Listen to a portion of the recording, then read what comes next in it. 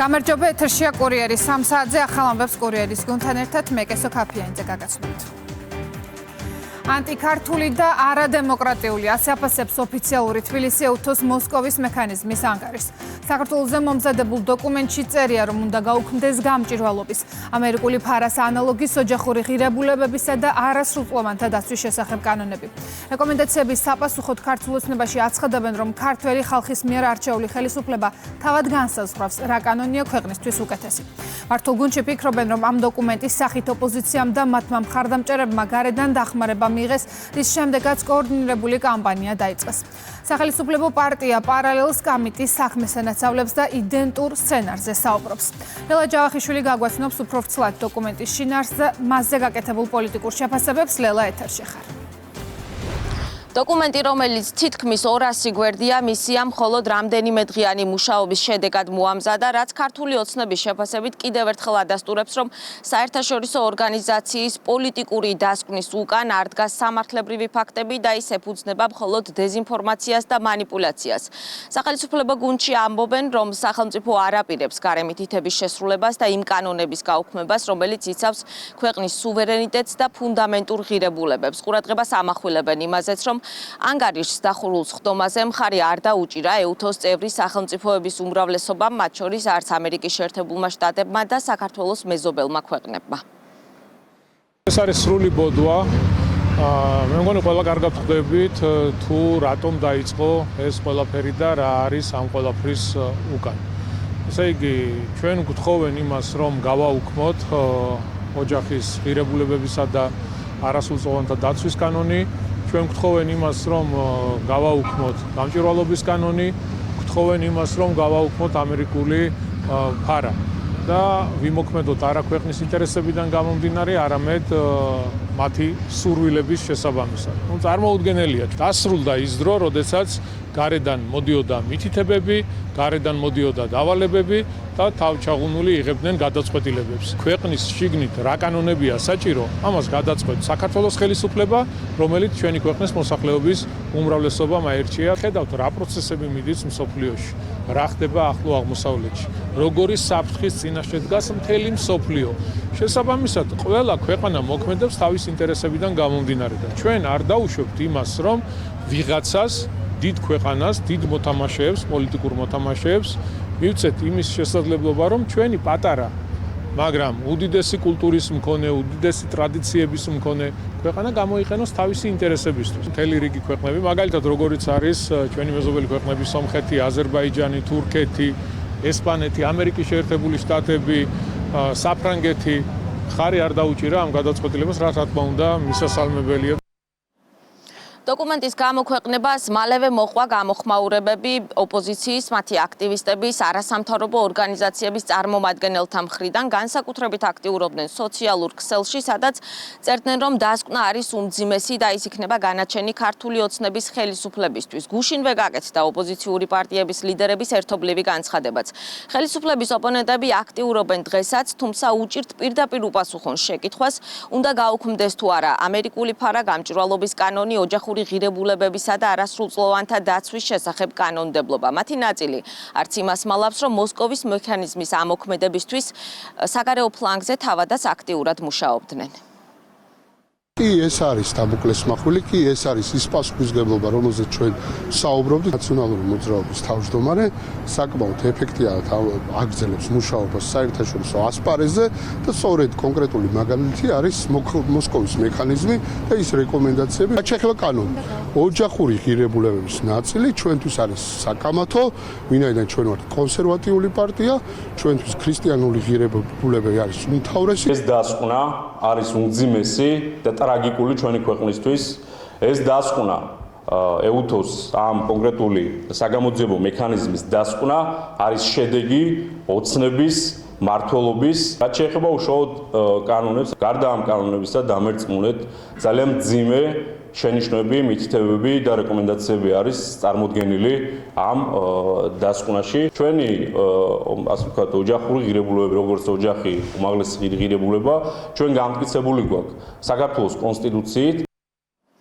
მაშველი რგოლი ოპოზიციისთვის, რომელსაც არაფრად მიაჩნია ქვეყნის რეპუტაციის დაზიანება. ასე აფასებს დოკუმენტს და ოპოზიციის გამოხმაურებებს ქართული ოცნება, სადაც ამბობენ, რომ კონკრეტულ კანონებთან დაკავშირებით ქართულმა ოცნებამ ფაქტობრივად რეფერენდუმი ჩაატარა და სწორედ ამ მომრჩეველთა მხრიდან მიღებული მანდატებით, ანუ მოსახლეობის უმრავლესობის სურვილით მიიღო ქვეყნისთვის საჭირო კანონმდებლობა. საუბრობენ იმაზეც, რომ მისია საკუთარ მანდატს ცდება, როდესაც საერთაშორისო სამართლოზე მიუთითებს უმრავლესობის თქმით, ადგილი აქვს სახეზე იდენტურ სცენარს, როდესაც საუბარი იყო იგივე ხელისუფლებისთვის დაბრალებაზე ქიმიური იარაღის გამოყენების შესახებ.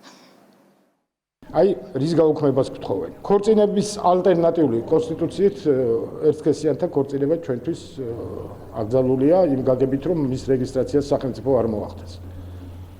და მიმსგავსებული ასეთი ურთიერთობაც აკრძალულია ამ კანონით. რა ვქნათ, ქართველო ხალხო?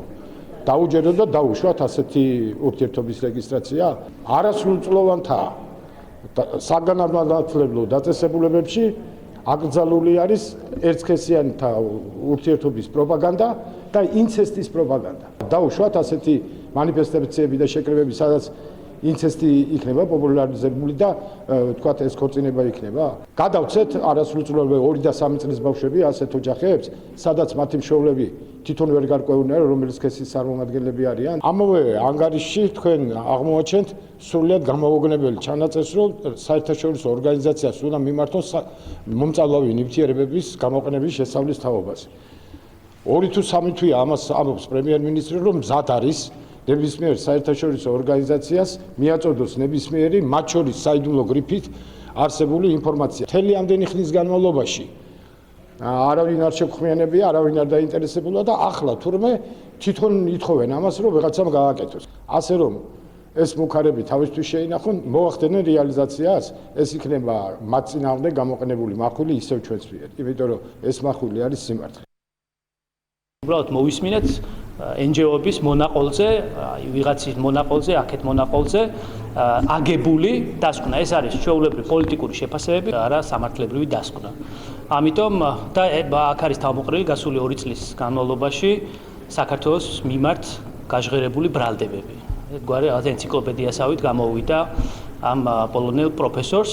ოღონდ დოკუმენტი, რომელიც არის თეორიული დოკუმენტი და რომელსაც რეალობაში არ ეწერება განხორციელება იქიდან გამომდინარე, რომ იგი სრულიად არის მოწყვეტილი რეალობას. აი გამჭვირვალობის კანონზე საუბარი, იგივე გიგაურის და ლომჯარიას და მათ მსგავსი NGO-ების მონაყოლი რაღაც თეორიულ საფრთხეებზე, ამ კანონებზე ფაქტობრივად ქართული ოცნება ერთგვარ რეფერენდუმში შევიდა და გავიდა საპარლამენტო არჩევნების დროს. ძალიან მკაფიო ცალსახა პასუხი გასცა მოსახლეობამ, უნდა იყოს სახელმწიფოში თუ არ უნდა იყოს. ანგარიშის გამოქვეყნების შემდეგ გამოქვეყნდა EUTOS წევრი 24 სახელმწიფოს ერთობლივი განცხადებაც. საუბარია ქვეყნებზე, რომლებიც საქართველოსთან დაკავშირებით მოსკოვის მექანიზმის ამოქმედების ინიციატორები გახდნენ. ისინი საქართველოს ხელისუფლებას რეკომენდაციების შესრულებისკენ მოუწოდებენ, ტექსტს კი ბრიტანეთის მთავრობა ავრცელებს. მადლობა ლელა, თქვენ უსმენთ ლელა ჯავახიშვილს. EUTOS მოსკოვის მექანიზმის ანგარიში 192 გვერდიანია. დოკუმენტში განხილულია საქართველოში ადამიანის უფლებებისა და ფუნდამენტური თავისუფლებების კუთხით 2024 წლის გაზაფხულიდან განვითარებული მოვლენები და მოცემულია რეკომენდაციები, მათ შორის მოთხოვნილია დაკავებულების გათავისუფლება, საქმეების გამოძიება, სასამართლო სისტემისა და საარჩევნო გარემოს გაუმჯობესება. დოკუმენტში ჩამოთვლილი არაერთი კანონი, რომლის გაუქმებასაც EUTO ODIHR ითხოვს. უნდა გაუქმდეს უცხოური გავლენის გამჭვირვალობის შესახებ კანონი, უცხოელი აგენტების რეგისტრაციის შესახებ კანონი FARA და გრანტების შესახებ კანონში უცხოურ გრანტებთან დაკავშირებული დებულებები. ოჯახური ღირებულებების შესახებ კანონი უნდა გაუქმდეს. ეს ეხება კერძოდ, მაგრამ არა მხოლოდ ერთსქესიანთა ურთიერთობებისა და ტრანსგენდერული იდენტობის ინცესტთან გათანაბრებას, ამ ცნების პოპულარიზაციის აკრძალვას, მათ შორის შეკრებების გზით, გენდერული მზრუნველობის აკრძალვას და სქესის მარკერების შეცვლას პირადობის დამადასტურებელ დოკუმენტებსა და სამოქალაქო აქტებში. დაუყოვნებლივ და უპირობოდ გაათავისუფლონ პოლიტიკური მიზეზების გამო დაკავებული ყველა პატიმარი, განსაკუთრებით ოპოზიციის წევრები და ჟურნალისტები. მოსკოვის მექანიზმის ფარგლებში მომზადებული ოთოს ანგარიში პოლიტიკურად მიკერძოებულია და სერიოზულ ფაქტობრივ უზუსტობებს შეიცავს. განცხადება საქართველოს მუდმივმა წარმომადგენელმა ალექსანდრე მაისურაძემ ვენაში გააკეთა. ტექსტში ნათქვამია, რომ დოკუმენტი სხვა სახელმწიფოებს საქართველოს წინააღმდეგ მოქმედებისკენ მოუწოდებს. ქართული მხარე მიიჩნევს, რომ მსგავსი პოლიტიზებული დასკვნები საფრთხეს უქმნის თავად ორგანიზაციის სანდოობას, რის გამოც მუდმივმა საბჭომ მცდარ ანგარიშზე უარი უნდა თქვას. მიუხედავად იმისა, რომ საქართველო კვლავ მტკიცედ განაგრძობს ეუთოს პრინციპებისა და ადამიანური განზომილებების ფარგლებში ნაკისრი ვალდებულებების მხარდაჭერას, ანგარიში შეიცავს სერიოზულ ფაქტობრივ უზუსტობებს, შერჩევით ინტერპრეტაციებს და პოლიტიკურად მიკერძოებულ დასკვნებს, რაც ეჭვქვეშ აყენებს მის სანდოობას და ობიექტურობას. ანგარიში ვერ ასახავს საქართველოს პოლიტიკური და სამართლებრივი კონტექსტის სირთულეს, არ ითვალისწინებს კომპეტენტური სახელმწიფო ორგანოების მნიშვნელოვან განმარტებებს, შერჩევითად აკეთებს აქცენტს ცალკეულ საქმეებზე და წარმოაჩენს მათ როგორც პოლიტიკურად მოტივირებულს, უგულებელყოფს სამართლებრივ გარანტიებს, მიმდინარე სასამართლო პროცესებს და სამართლიანი სასამართლოს საერთაშორისო აღიარებულ სტანდარტებს. ანგარიში შეიცავს რეკომენდაციებს, რომლებიც სცდება მოსკოვის მექანიზმის მანდატს, მათ შორის მოწოდებებს სხვა საერთაშორისო ორგანიზაციებისა და სახელმწიფოების მიმართ იმოქმედონ საქართველოს წინააღმდეგ, რაც სცდება მისიის უფლებამოსილების ფარგლებს. ეუთოს მოსკოვის მექანიზმის ანგარიშს განცხადებით ეხმაურება ერთიანი ნეიტრალური საქართველო. პარტიის განცხადებით დოკუმენტმა კიდევ ერთხელ ცხადყო, რომ სრულ ფარსად გადაიქცა საერთაშორისო შეთანხმებები და გაერთიანებები. ასეთ რეალობაში კი საქართველომ უნდა დატოვოს აბსოლუტურ ფარსად და მხოლოდ შანტაჟის იარაღად გადაქცეული საერთაშორისო ხელშეკრულებები და ორგანიზაციები. საინტერესოა, როგორ წარმოუდგენია ხელისუფლებას ამ ვალდებულებების შესრულება, როდესაც ჩვენგან ითხოვენ, რომ უარი ვთქვათ საკუთარ სარწმუნოებაზე, ტრადიციულ ღირებულებებსა და სუვერენიტეტზე. წერია განცხადებაში. ეუთოს ანგარიშს ბრიფინგით გამოეხმაურნენ მემარცხენე ალიანსშიც. ჩვენმა ქვეყანამ სასწრაფოდ უნდა დატოვოს ასეთი ხელშეკრულებები და შეთანხმებები. ეუთო იქნება ეს ევროკავშირი, ვენეციის კომისია თუ სხვა საქართველოსგან ითხოვენ ძალიან კაფიო ნაბიჯებს, ასე ვთქვათ, რომ ჩვენ უარი უნდა ვთქვათ ჩვენს სარწმუნოებაზე, ჩვენს ტრადიციულ ღირებულებებზე, ჩვენს სუვერენიტეტზე და ხელისუფლებაში დავაბრუნოთ აგენტურული ქსელი. მოსკოვის ეგრეთ წოდებული მოსკოვის მექანიზმის დასკვნაც ამას ცხადყოფს, რომ მათი აღქმით და მათი პრიზმიდან დემოკრატია ეს არის კოლექტიური ნაცმოძრაობის მმართველობა, ხოლო დემოკრატია ეს არის LGBT პროპაგანდა. ჩვენ ვსვავთ კითხვას ხელისუფლების მიმართ, როგორ აპირებს ამ ვალდებულებების შესრულებას. ეს არის ბოლო სადამსჯელო მექანიზმი, რომელიც ამის შემდეგ მექანიზმი აღარ არსებობს. აი ეს იყო ბოლო. მოითხოვენ რას? მოითხოვენ საქართველოსათვის ყველაზე მნიშვნელოვანი კანონების გაუქმებას. ეს არის ოჯახური სიწმინდის კანონის გაუქმება, ეს არის ფარას კანონის გაუქმება, ანუ პირდაპირ მოუწოდებს ეს მოსკოვის მექანიზმი საქართველოს ხელისუფლებას, რომ შავი ფული უნდა შემოვიდეს თქვენ ქვეყანაშიო. აი ეს არის მოსკოვის მექანიზმის ბოლო შანსი, რომელიც სადეს რომ გამოეყენებინათ და არ გამოვიდა აქედან არაფერი. საქართველოს ხელისუფლება იცავს ქართველი ხალხის ინტერესებს. რა ვითარებაა სოფელ კურსებში და მოსალოდნელია თუ არა მიწის განმეორებითი ჩამოსვლა. სტიქიის ზონაში ამ დრომდე რჩებიან გეოლოგები. პირველადი დასკვნა უახლოეს დღეებში მზად უნდა იყოს. მეწყერმა სოფელში სრულად გაანადგურა 10 საცხოვრებელი სახლი, ევაკუირებულია 45 ოჯახი. წაქცეულია ხეები, დაზიანებულია ავტომობილები და გზები, დაშავებული არავინაა, შექმნილია საგანგებო შტაბიც.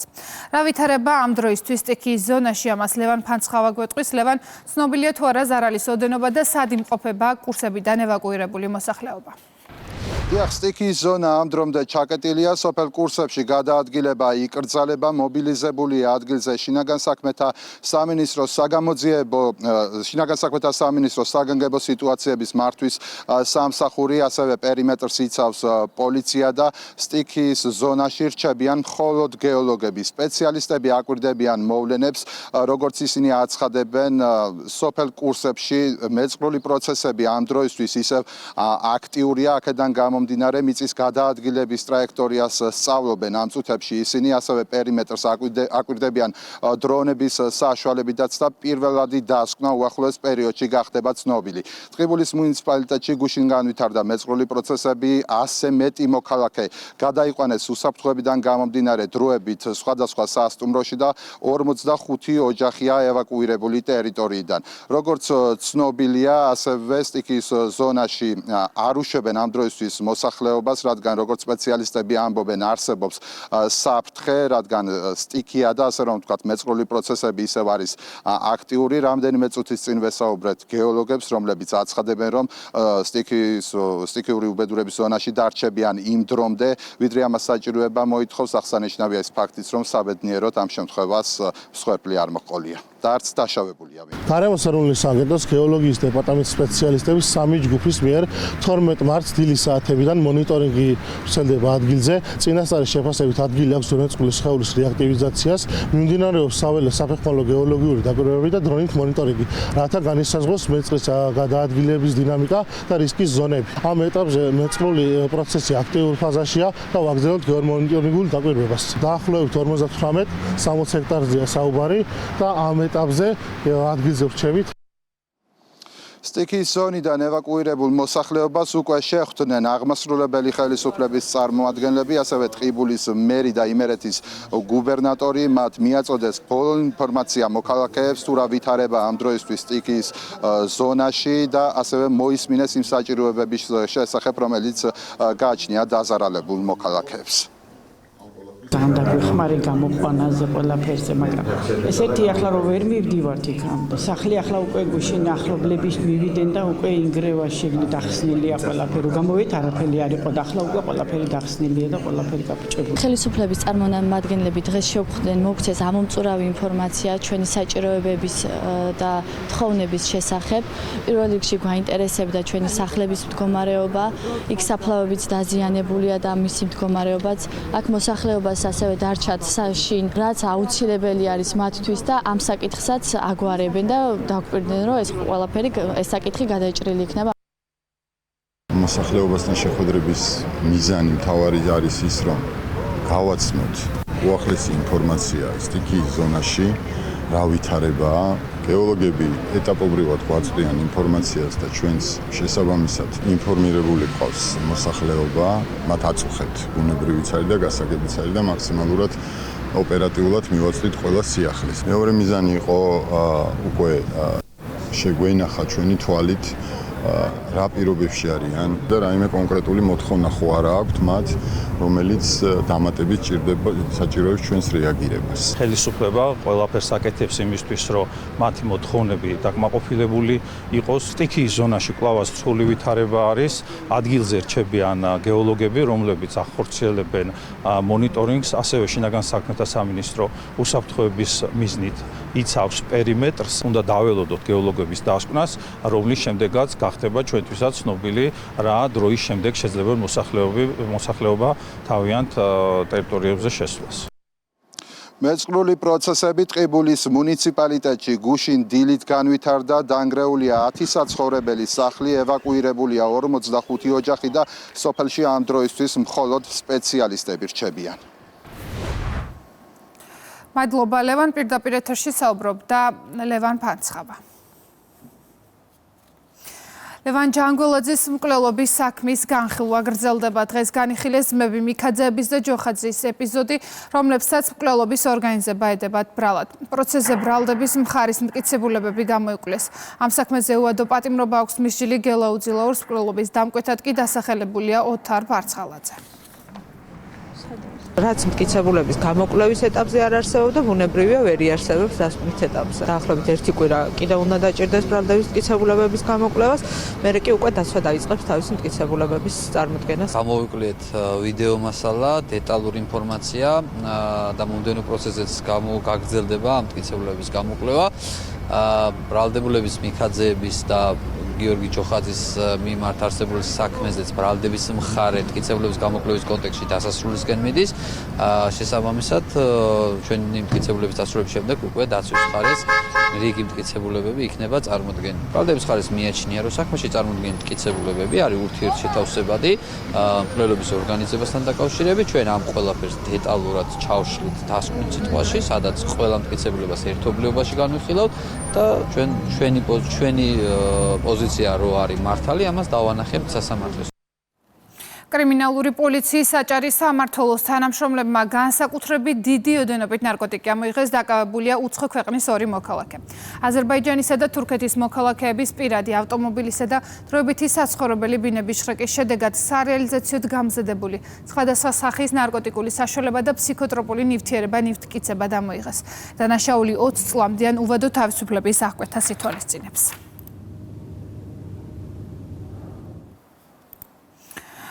კახეთის პოლიციამ ჯგუფურად ჩადენილი გამოძალვის პირადი ცხოვრების საიდუმლოს ხელყოფისა და თვითმკვლელობამდე მიყვანის ბრალდებით 2 პირი დააკავა. გამოძიების მიხედვით ბრალდებულებმა გასული წლის ზაფხულში მამაკაცს თანხის გამოძალვის მიზნით პირადი ცხოვრების ამსახველი ფოტო-ვიდეო მასალა სოციალურ ქსელში გავრცელეს. აღნიშნული ფაქტიდან მალევე მან სიცოცხლე თვითმკვლელობით დაასრულა. დანაშაული 9 წლამდე ვადით თავისუფლების აღკვეთას ითვალისწინებს.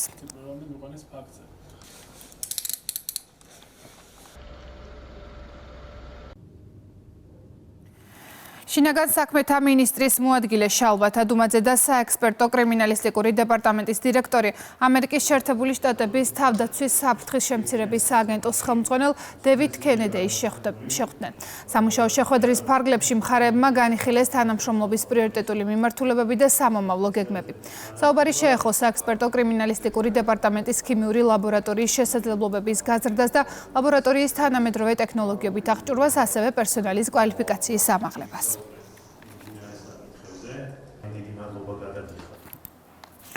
სახალხო დამცველი დღეს კასპიის მუნიციპალიტეტში საოკუპაციო ხაზის მიმდებარე სოფლებში იმყოფება. ლევან იოსელიანი ადგილობრივ მოსახლეობას შეხვდა და მათგან მოისმინა ინფორმაცია ადგილზე არსებული მდგომარეობის და საჭიროებების შესახებ. სახალხო დამცველი დაინტერესდა საოკუპაციო ხაზის გასწვრივ უსაფრთხოების გამოწვევებით და ადამიანის უფლებათა დაცვის საკითხებით, ასევე ჯანდაცვისა და შეზღუდული შესაძლებლობების მქონე პირთა მდგომარეობით.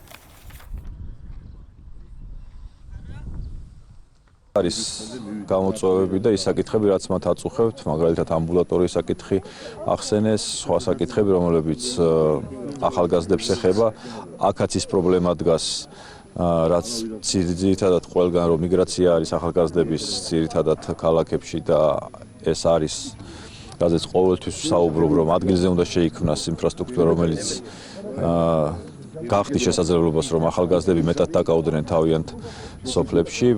ეს საკითხებია, რადგან ვაგრძელებთ მუშაობას. ბავშვებისთვის მოედანი მოეწყო, ატრაქციონები მოეწყო. გასაკეთებელია, ჯერ დამთავრებული არ არის.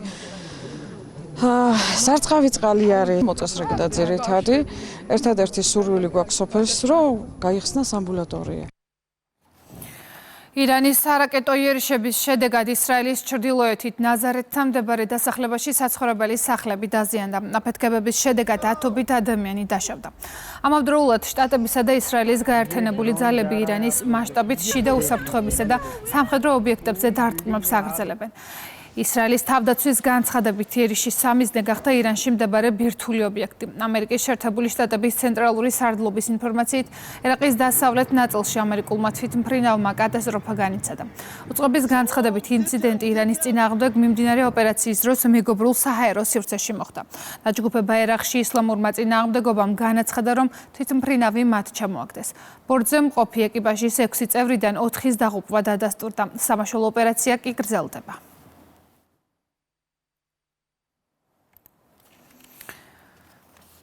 ჩვენ გვეგმავთ სასიკვდილო დარტყმა მივაყენოთ ირანის ბირთვულ პროგრამას. განაცხადა ისრაელის პრემიერ-მინისტრმა. ბენიამინ ნეთანიაჰუს თქმით, ერთ-ერთი მთავარი მიზანი ახლა ირანელი ხალხის დახმარება, რათა მათ შეძლონ რეჟიმის დამხობა. განცხადება გაავრცელა დონალდ ტრამპმაც. ჩვენ სრულად ვანადგურებთ ირანის ტერორისტულ რეჟიმს სამხედრო, ეკონომიკური და ყველა სხვა თვალსაზრისით, წერს შეერთებული შტატების პრეზიდენტი. ჩვენ ვანადგურებთ ირანის ბირთვულ ინფრასტრუქტურას, სარაკეტო და გამშვები დანადგარების სისტემას, რეპრესიულ შტაბებს, რეჟიმის ძალაუფლების ცენტრებსა და ბევრ სხვა სამიზნეს. ამავდროულად ჩვენ ვმუშაობთ კიდევ ერთი ბიზნის მისაღწევად. შევქმნათ პირობები ირანელი ხალხისთვის, რათა მათ შეძლონ იმ სასტიკი ტირანული რეჟიმის დამხობა, რომელიც მათ თითქმის ნახევარი საუკუნის განმავლობაში აბრკოლებდა.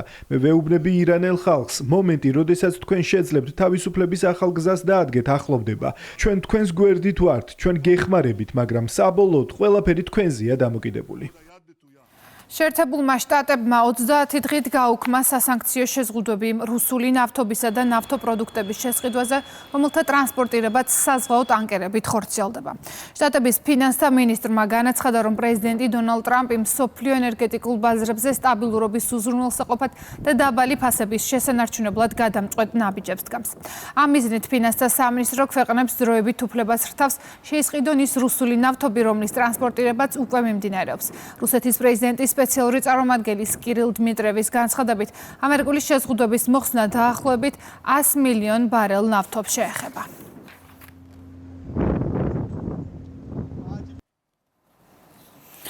შტატებს ევროპის გაყოფა სურს, მათ ევროკავშირი არ მოსწონთ. განცხადება ევროკავშირის საგარეო და უსაფრთხოების საკითხებში უმაღლესმა წარმომადგენელმა Financial Times-თან ინტერვიუში გააკეთა. კაია კალასის თქმით, ევროკავშირის მიმართ შეერთებული შტატების მიდგომა იმეორებს ბლოკის მოწინააღმდეგეების მიერ გამოყენებულ ტაქტიკას. მისივე განმარტებით, ევროკავშირის ცალკეული ქვეყნები არ უნდა ცდილობდნენ ტრამპთან ორმხრივ ურთიერთობას. ამის ნაცვლად ამერიკის პრეზიდენტთან ბლოკმა ერთობლივად უნდა ითანამშრომლოს.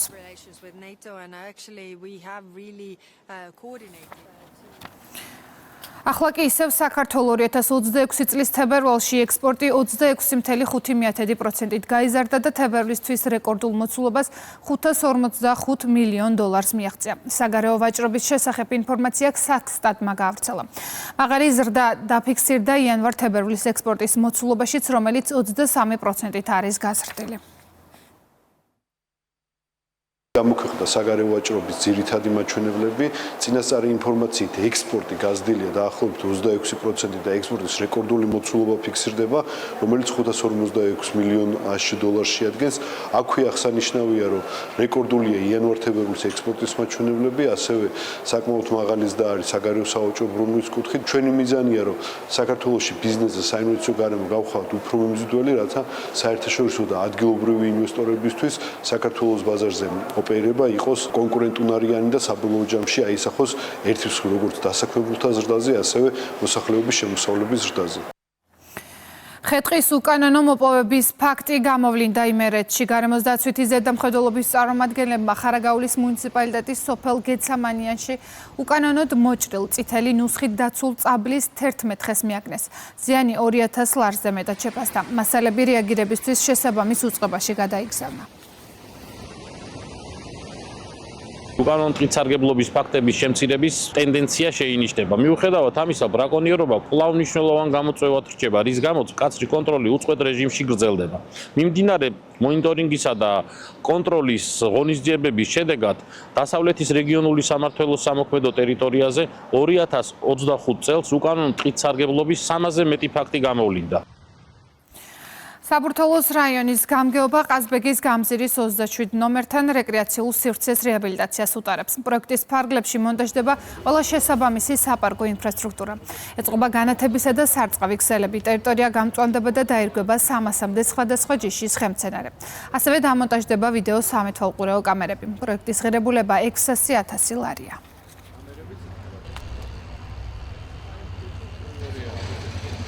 ეწყობა მოსასვენებელი სივრცეები, გამწვანება, ახალი ხელმცენარეები დაირგვება, თავის სარწყავი სისტემებით იქნება განათებული, უსაფრთხოების სამეთვალყურეო ვიდეოკამერები იქნება დამონტაჟებული. ჩვენ რამდენიმე წლის წინ აქვე არსებული სივრცე მთლიანად მოვაწესრიგეთ და აღნიშნული ტერიტორია, როდესაც სამუშაოები დამთავრდება, საერთო ჯამში ერთი დიდი რეკრეაციული სივრცე გამოდის.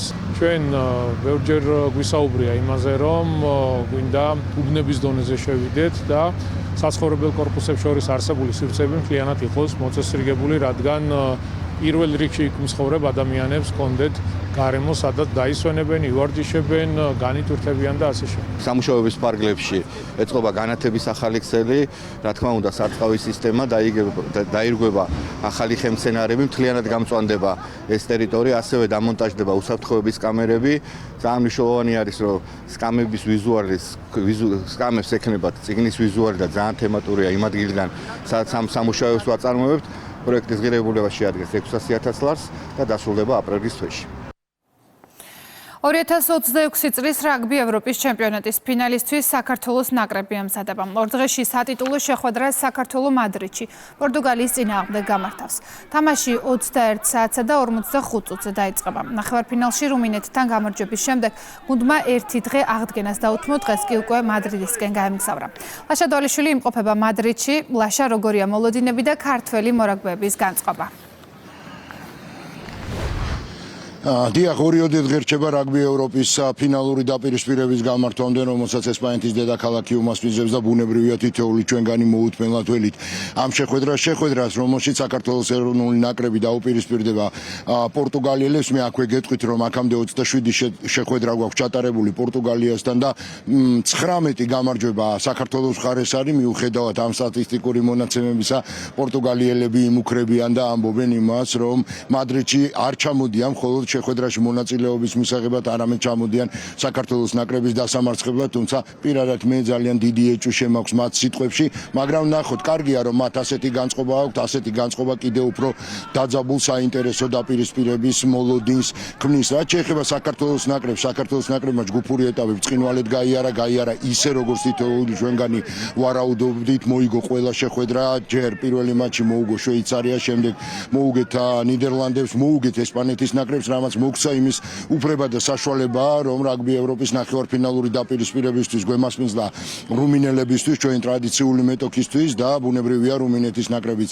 დავამარცხეთ და თბილისში დავტოვეთ ანთიმოს ივერიელის თასი, რომელიც თამაშდება 2002 წლიდან. მე არ დავიწყებ საუბარს იმის შესახებ, დეტალების შესახებ, თუმცა ვიტყვი იმას, რომ რაგბი ევროპის აი ამ გათამაშების მიმდინარეობისა საქართველოს ნაკრებში ძალიან ბევრი ახალი სახე ვიხილეთ, ძალიან ბევრი სადებიუტო ლელო ვნახეთ, მოკლედ ბევრი რამ ახალი იყო და ეს ძალიან კარგია, იმიტომ რომ საქართველოს რაგბის ნაკრები მიიწევს წინ, ვითარდება და რეიტინგში ამ ეტაპზე მე-13 პოზიციაზე იმყოფება და ჩვენ წინ არის იაპონიისა და უელსის ნაკრებები და ძალიან მნიშვნელოვანი იქნება პორტუგალიის ნაკრების დამარცხება 15 გულიანი სხვაობით, ეს მოგცემს ჩვენ საშუალებას, რომ კიდევ უფრო წავიწიოთ სოფლიო რეიტინგში წინ. თუმცა ამაზე ოდნავ მოგვიანებით, იქამდე კი ბუნებრივია მთელი ყურადღება მიმართულია მოახლოებული ფინალური დაპირისპირებისკენ. ნაკრები გუშინ გამთენიისას გამოემგზავრა მადრიდში და დაახლოებით სადღაც 1 საათში ჩამოფრინდება, დაბინავდება და უკვე სასწნელ პროცესს განაგრძობს უშუალოდ მადრიდში და მოემზადება პორტუგალიასთან დაპირისპირებისთვის ესპანეთის დედაქალაქში.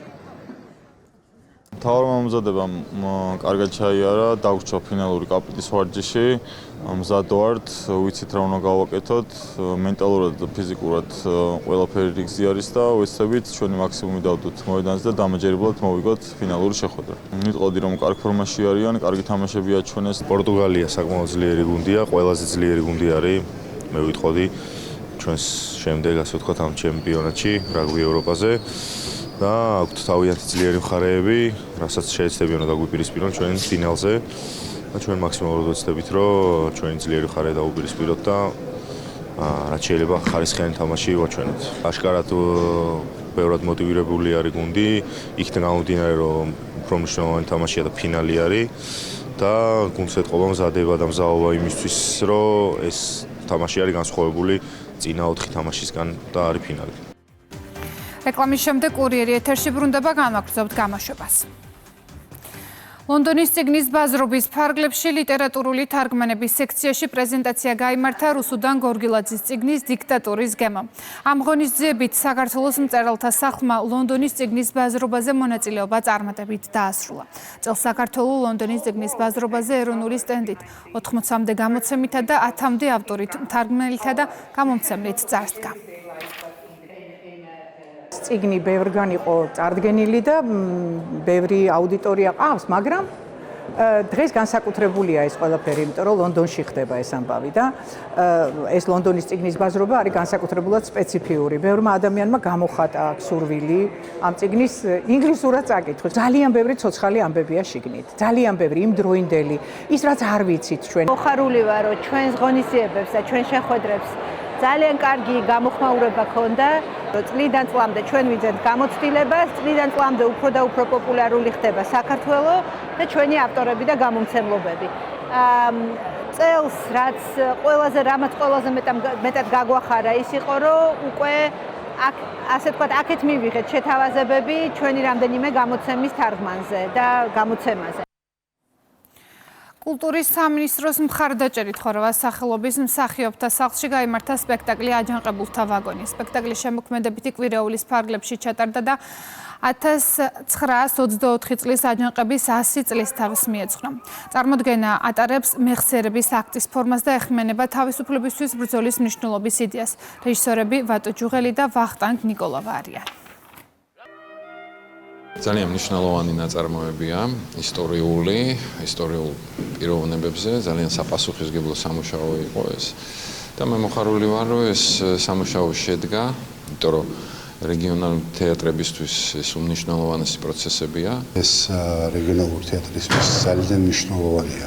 იმ თვალსაზრისით, რომ ეცნობიან ჩვენ ნამუშევრებს ბოლო წლებში დადგმულ სპექტაკლებს და ამით ხდება ერთგვარი პრეზენტაცია რეგიონალური თეატრის. ფოლკლორის ცენტრის გუნდმა რეგიონული ტურნე გორში კონცერტით დაიწყო. მათთან ერთად მონაწილეობა მიიღეს გორის, კასპის, ქარელისა და მცხეთის სალუტბარო სკოლებმაც. შესრულდა საარქივო ჩანაწერებიდან აღდგენილი ქართული სიმღერისა და ტრადიციული გალობის გამორჩეული ნიმუშები. ტურნეს ფარგლებში ჩატარებული კონცერტების მიზანია ხელი შეუწყოს ფოლკლორის პოპულარიზაციას, ასევე გუნდებსა და შემსრულებლებს შორის ურთიერთობის ჩამოყალიბებას. ეს არის ძალიან მნიშვნელოვანი მხარდაჭერა ამ სკოლებისაც, ამ გუნდის პოპულარიზება და ზოგადად ქართული მრავალხმიანობის, ქართული ხალხური სიმღერა გალობის კიდევ უფრო მეტი, თქვათ, პოპულარიზება ხდება ხალხში. ჩვენი ახალგაზრდები, ჩვენი მომავალი თაობა ეცნობა იმ ჩვენი ისტორიის შემადგენელ ნაწილს, რასაც ქვია სიმღერა, ცეკვა, გალობა. მადლობა მინდა უთხრა ყველა იმ ადამიანს, ვისაც ხელიწიფება და ხელი შეუწყო ამ ღონისძიების ჩატარებას. ყოველთვის გვახსენდება დიდი ანზორ ეკომაიშვილის სიტყვები, თუ გვინდა რომ სიმღერა გადარჩეს, ის მომავალ თაობას უნდა ვასწავლოთ. დღეს უკვე 45-ზე მეტი სალუტბარო სკოლა ფუნქციონირებს, რაც ხატყობს, რომ ქართული ფოლკლორი თაობიდან თაობას გადაეცემა. დიდი ბედნიერება არის, რომ დღეს ჩვენს ბავშვებს აქვთ სრულყოფილად შესაძლებლობა შეისწავლონ ჩვენი სიმღერა, ჩვენი ქორეოგრაფია და ამით შეიგრძნონ ის სულისკვეთება, რომელიც ჩვენმა წინაპრებმა დაგვიტოვეს. კურიერის 3-ზე ამით დასრულებულია. ჩვენ ერთმანეთს 6 საათზე შეხვდებით. თქვენ კი მეტი ინფორმაციისთვის ეწვიეთ ჩვენს ვებგვერდს rustavi2.gr და ასკანერეთ QR კოდი და შემოგვიერთდით rustavi2-ის Facebook გვერდზე. ნახვამდის.